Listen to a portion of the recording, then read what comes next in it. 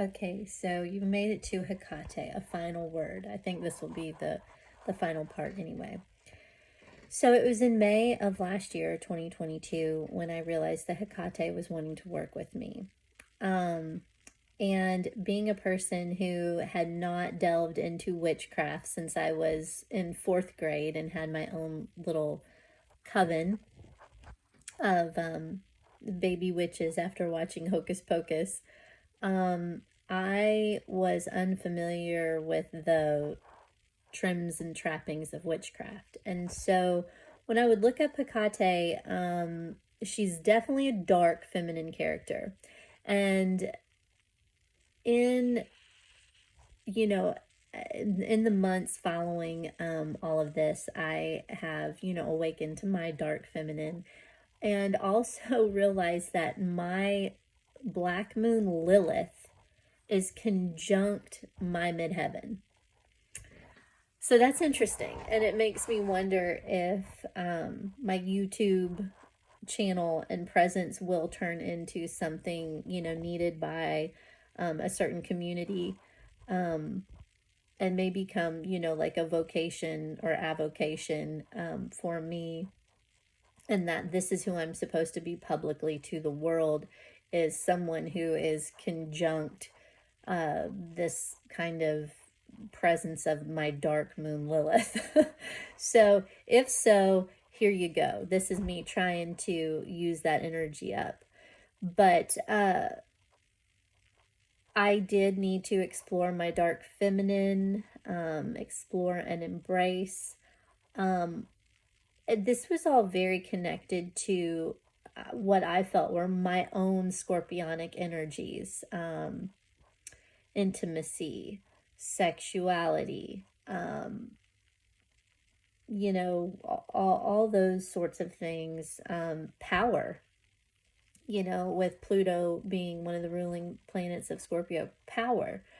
I have a eighth house stellium in Capricorn, and I have a sixth house stellium in Scorpio. However, my personal planet stellium is in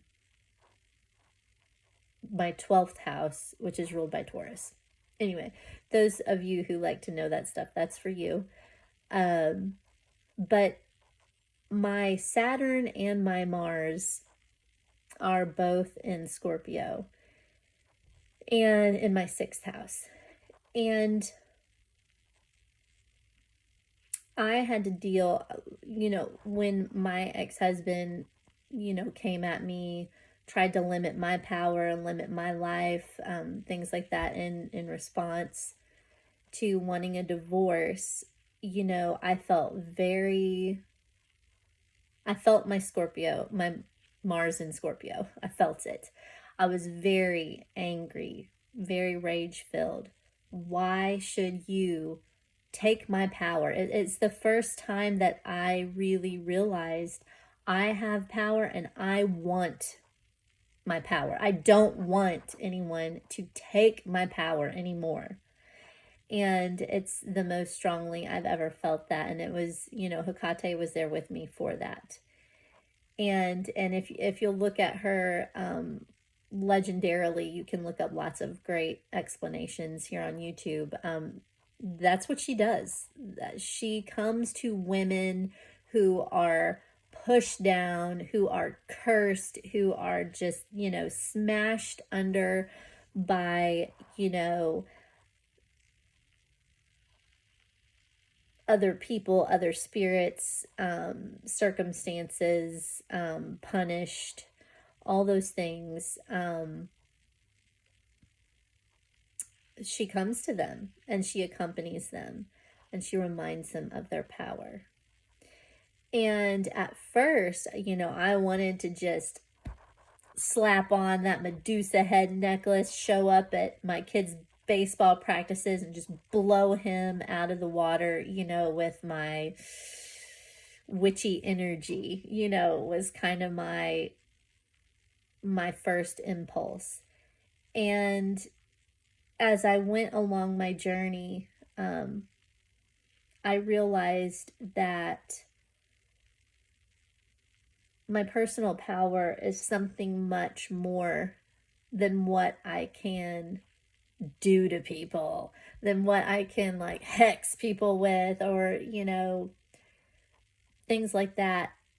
Yeah, sure, I can manifest that energy, and it's probably going to turn right around and, create more of that very subterranean, in a bad way, very low energy for me. It's going to be a circle of that. So, in realizing my personal power, I have to take into consideration, what do I want to build? What do I want to create? And to be honest, no matter how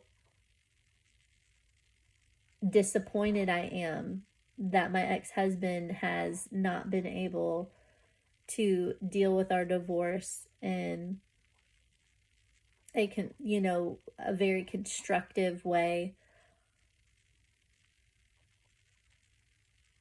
I can either be mad about it and, just kind of roil and boil in that anger, or I can put my mind toward, what do I really want to do with my power in this lifetime.